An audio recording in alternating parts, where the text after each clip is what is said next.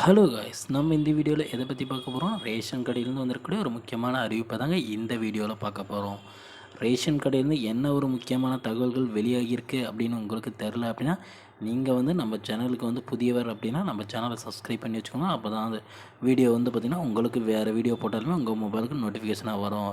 நீங்கள் அந்த தகவலை தெரிஞ்சுக்கிறதுனா வாங்க வீடியோக்குள்ளே போகலாம். வீடியோவை ஸ்கிப் பண்ணாமல் பாருங்கள். அப்போ தான் நான் போடக்கூடிய ஒவ்வொரு வீடியோவும் உங்களுக்கு என்ன கண்டென்ட் சொல்கிறேன் என்னென்னு உங்களுக்கு தெளிவாக புரியுங்க. ஸ்கிப் பண்ணிவிட்டு பார்த்துட்டிங்க அப்படின்னா நான் என்ன சொல்ல வரேன், கருத்து என்ன தகவல்கள், என்ன ரேஷன் கடையில் என்னென்ன தகவல்கள் வந்திருக்கு, என்ன மாறுபாடுகள் வந்திருக்குன்னு எதுவுமே புரியாதுங்க உங்களுக்கு. அதனால் ஸ்கிப் பண்ணாமல் பாருங்கள். வீடியோக்குள்ளே போகலாம் வாங்க. ரேஷன் கடை நேர்காணல் முடிஞ்சு பிப்ரவரி 14 இல்லைனா 15 அறிவிப்புகள் வெளியாகும் அப்படின்ற தகவல்கள் அனைத்தும் வெளியாகிச்சுங்க. ஆனால் இதுவரை எந்த ஒரு அறிவிப்புகளும் வெளியாகாத காரணத்தால் மக்கள் மத்தியில் பெரும் பரபரப்பை ஏற்படுத்திட்டு இருக்குது அப்படின்னு தாங்க சொல்லலாம். ஏன்னா கூடிய விரைவில் ஏதாவது மாற்றங்கள் இருக்கும் அப்படின்னு அனைவரும் நினச்சிட்டு இருந்தாங்க. பட் இதுவரை எந்த ஒரு மாற்றமும் வரலைங்க. இதனால் பார்த்திங்கன்னா ரொம்ப சோர்வில் இருக்காங்க, ஒரு மன கஷ்டத்தில் இருக்காங்க அப்படின்னு தாங்க சொல்லலாம். எந்த ஒரு மாறுபாடுகளும் இல்லாதனால என்ன நடக்கிறது தமிழகத்தில்?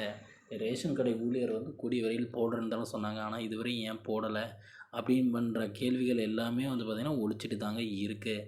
இது முழுக்க முழுக்க கூட்டுறவுத்துறையும் மந்தமான செயலை தான் வெளிப்படுத்துது அப்படின்ற மாதிரி சொல்லியிருக்காங்க.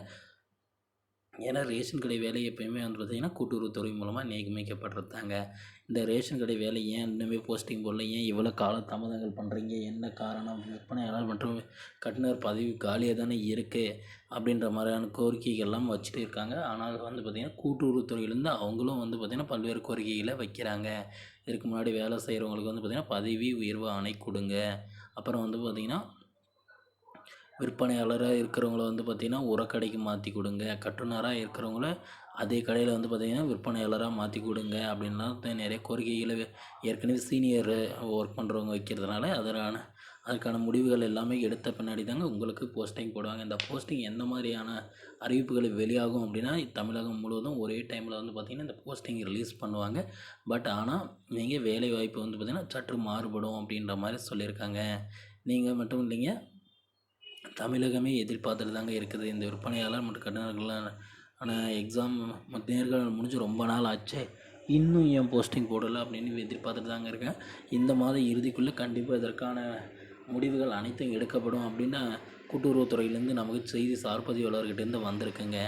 ஓகே ஃப்ரெண்ட்ஸ், இந்த மாதிரியான யூஸ்ஃபுல்லான வீடியோஸ் வேணால் நம்ம சேனலை சப்ஸ்கிரைப் பண்ணி வச்சுக்கோங்க. அப்போ தான் நான் போடக்கூடிய ஒவ்வொரு வீடியோவும் உங்கள் மொபைலுக்கு நோட்டிஃபிகேஷனாக வரும். தேங்க்யூ.